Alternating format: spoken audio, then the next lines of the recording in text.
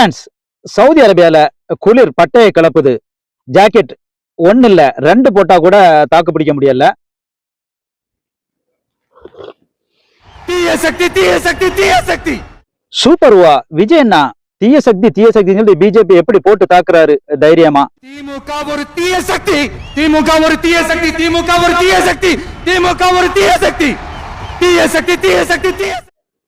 என்னது திமுக தீய சக்தியா? சரி இருக்கட்டும். அதை விட எவ்வளவு பெரிய பெரிய பெரிய மகா தீய சக்தி பாஜக. அதை பற்றி மட்டும் என்ன விஜய் அண்ணா பேசுறீங்க இல்ல? 2014 இருந்து இந்தியால பாஜக ஆட்சி பண்ணிட்டு இருக்காங்க. ஒவ்வொரு மாநிலங்களும் எவ்வளவு பிரச்சனை பண்றாங்க. டிமானிட்டேஷன் நடந்தது, அதை பத்தி பேசுனீங்களா? இந்த நாட்டை துண்டு துண்டா அதானி அம்பானிக்கு விட்டுட்டு இருக்காங்க, அதை பத்தி பேசுனீங்களா? இந்த நாட்டுடைய பொது நிறுவனங்களை எல்லாமே தனியாருக்கு தாரவாக்குறாங்க, அதை பத்தி பேசுனீங்களா? இந்த நாட்டோட விலைவாசி உழவு ஒவ்வொரு பொருள்களுக்கும் உயர்ந்திருக்கு, அதை பத்தி பேசுனீங்களா? இந்த நாட்டோடைய பண உழவு மதிப்பிழந்திருக்கு, அதை பத்தி பேசுனீங்களா? இந்த தமிழ்நாட்டுல திருப்பரங்குன்றது தான் இவ்வளவு பெரிய பிரச்சனை பண்றாங்க, அதை பத்தி பேசுனீங்களா? அது எந்த விதமான பிரச்சனையை பத்தியுமே நீங்க பேசுறீங்க இல்ல. திமுக மட்டும் தீய சக்தின்னு பேசுறீங்க. நீங்க பேச மாட்டீங்க விஜய் அண்ணா. ஏன்னா நீங்க பொலிட்டிக் பண்ணல, நீங்க பெய்ட் ப்ரமோஷன் பண்றீங்க. நீங்க ஏன் பேசுறீங்க இல்லைன்னு சொல்லிட்டு நான் சொல்லல, உங்க அவ்வாளை சொல்றாங்க, கேளுங்க. விஜய் 34 எடுத்துட்டாருன்னா தமிழ்நாட்டுல தொங்கு சபை. அந்த தொங்கு சபை வந்ததுன்னா அமித்ஷா தான் போஸ்ட் எலெக்ஷன்ல பாத்தீங்கன்னா கிங்.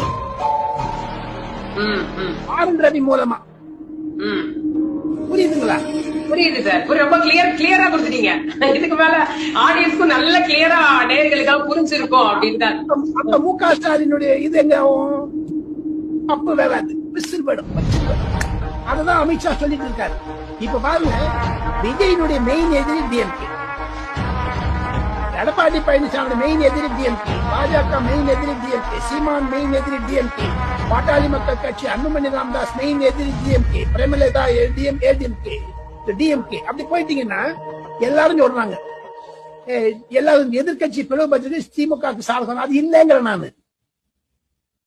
காரணம் என்ன என்று கேட்டால், எதிர்கட்சிகள் வாக்கு இருந்தாலும் தொங்கு சபைக்கு நோக்கித்தான் தமிழ்நாடு செல்லுகிறது. அப்ப கூட்டணி.